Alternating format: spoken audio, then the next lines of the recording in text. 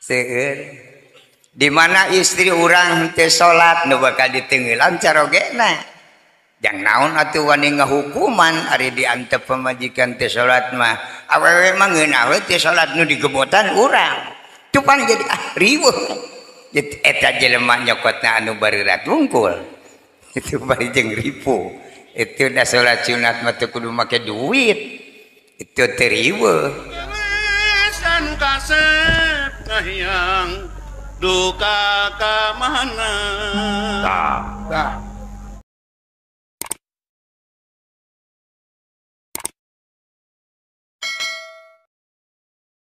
sejak haulan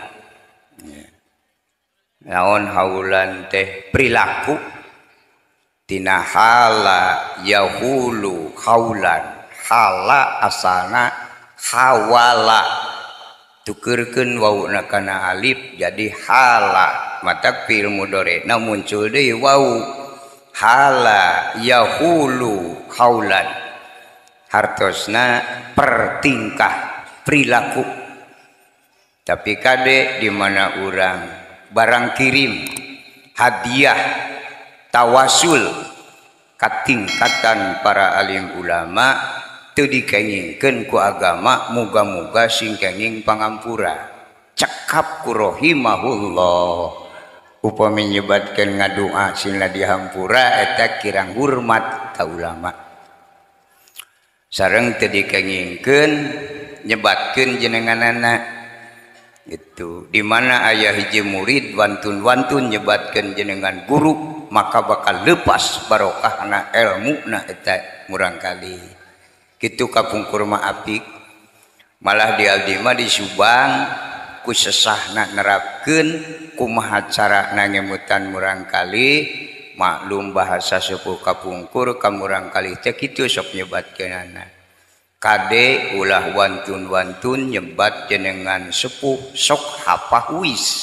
kitu sepuh kapungkur mah maksad hapahuis teh teu aya barokahan we hirupna sanajan ilmuna ngapak mega tapi barokahna moal aya bakal jadi cocokan we ilmu teh dumawi kade kamarurang kali terutama ibu-ibu gitu ulah sekali-kali ngabiasakeun nyebat jenengan guru gitu akhirna teh bisa oge jadi madarat aya sae ngahormat kana jenengan sepuh tapi aya madaratna di mana urang hadiah terang jenenganana itu aya langkung bahaya mata terang mah kedah tapi ulah diangolah win ulah dianggo kaheureyan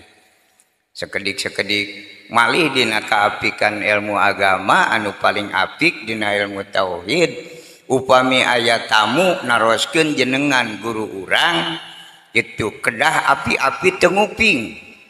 di mana tos 3 kali biasa diwaler tapi teu kenging tarik teuing cekap diharewoskeun eta santri khidmah ka guru insyaallah ilmuna bakal barokah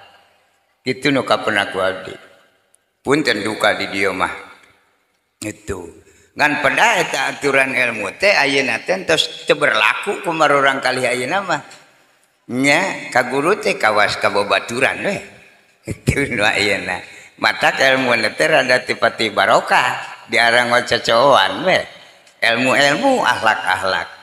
amradul dumasar kana hal eta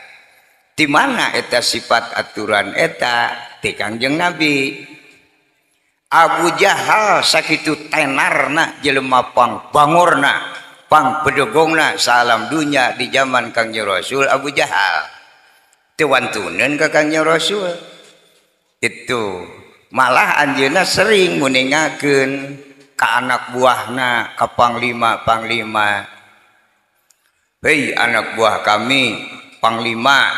itu nu paling caket sabenerna mah Muhammad teu moal aya 2 di dunia nyariosna pangjujurna akhlakna pangsaena saur anak buahna geuning saliran teu milu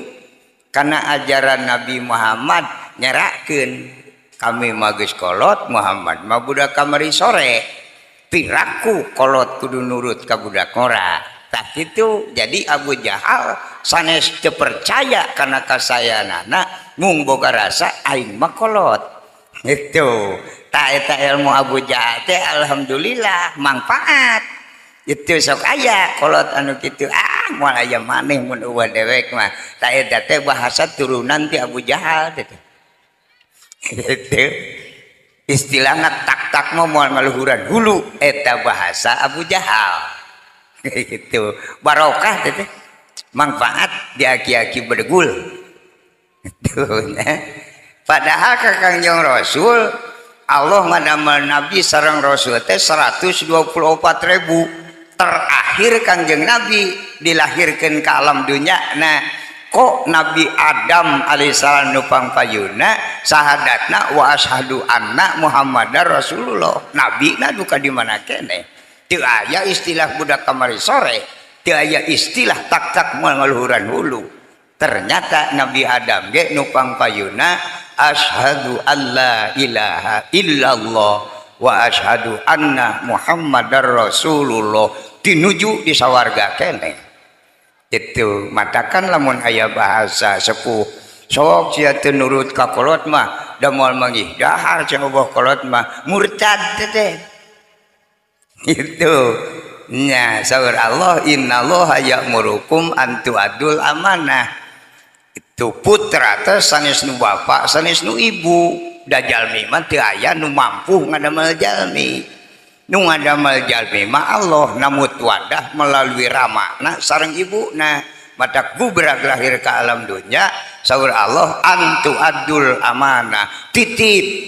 gitu tiap-tiap nitip sanes nu urang teu aya sejarah agama nu nyebatkeun jaga di sawarga inu bapak pagulung-gulung jeung anakna teu aya itu nu moal bisa leupas di dunya dugi ka akhirat mah iwati caroge sareng istrina eta mah moal leupas deui itu kitu ge ai nurut awewena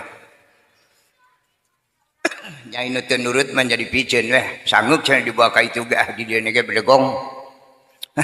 itu matak dipiceun di jalan nah gitu eta mah tergantung kumaha ibu-ibu hayang dicana ka sawarga da teu aya deui ibadah nu pang agung-agungna pikeun istri mah iwati tatma'u ala sayyidiha nurut kana piwarang caroge ngan sakitu kitu teu aya di urusan sejen itu nganya kitu ai tos turun ka alam dunya mah campur jeung ilmu iblis aya tina hawa nafsu yang naon cenah boga salaki ge cenah kira-kira hese dadaharan mah geus eta ilmu iblis teh itu ilmu iblis teh kitu nyerakeun cenah boga salaki ge aing teh boga imah-imah acan eta mah geus ilmu kamalangkem we gitu daya seuten cek agama pameget wajib mangdamelkeun bumi mun mampukeun ti Allah ge ai mampu boro-boro ngimahan pamajikan munga haji wae teu mampu mah teu doraka komo ieu ti bang rumah tangga hukum ge sunat henteu ge moal doraka itu nganya kitu ai jalmi mah da sarakah teh ya saur Nabi annikahu sunnati famal lam ya'mal bisunati kaituna gen teu famal lam ya'mal binikah hei umat kami rarumah tangga teh hukumna sunat itu saur Kangjeng Nabi teh aya wajib itu pamalam ya'mal bisunnati sajalma nu teu ngalampahkeun kana sunat kami moal diaku umat kami ari sunat Rasul lain kawin bae ngaos sholawat puasa sunat sedekah jariyah umroh sasapu diburuan we eta ge geus sunat itu matak cek Nabi sok pilih mana we ulah sok milihan nu bangga kira-kira picilakaeun mah aneh nah jelema kalamar ririhna teh kana rumah tangga gejeg di dinya mah itu sok ayeuna urang misalna ahdi niatan bade munggah haji sunat bade umroh itu tos gemleng bade umroh nepi teh ka Jakarta ham-ham ya lamun dituluykeun kumaha lamun paeh ya teu tulus sebalik deui ka lumur doraka henteu ya gitu naon sabna itu henteu da eta mah sunat ngan haji umroh na moal jadi da teu nepi gitu. Henteu aya dorakaan ayeuna urang puasa sunat nepi teh ka jam 8 kalah lenglengan lieur mumuluk we doraka henteu hitungan puasa sunat na teh jadi. Salat sunat 2 rakaat karek sarakaat hoream batalkeun teu doraka ngan moal jadi dibere pahala ganjaran sunatna da teu parat tapi rumah tangga kalah diparahkeun itu di mana bapak nelek-nelek karena inung suku istri bapak pangangguran walau kana lahwin sanajan maksad nama heureuy saur bapak teh bari nunjuk kana inung suku istri bapak inung suku maneh mah mun jiga inung suku inung uing pisan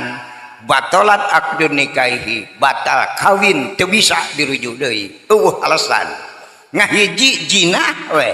lamun geus jinah coplok jeung iman-imanna tah eta nu kitu ngaranna nangkep mawa eunyeung gitu ngabahayakeun jeung akar-akarna gitu matak lamun ngarti mah jeung rumah tangga mah mending puasa Senin Kemis perih beuteng tinggal mumuluk we doraka moal nah nya seueur di mana istri urang teu salat nu bakal diteungeulan carogena jang naon atuh wani ngahukuman ari diantep pamajikan teu salat mah awewe mah ngeunaheun teu salat nu digebotan urang cupan jadi riweuh eta jelema nyokotna anu bareurat wungkul itu bari jeung ripu itu da salat sunat mah teu kudu make duit itu teu riweuh ta eta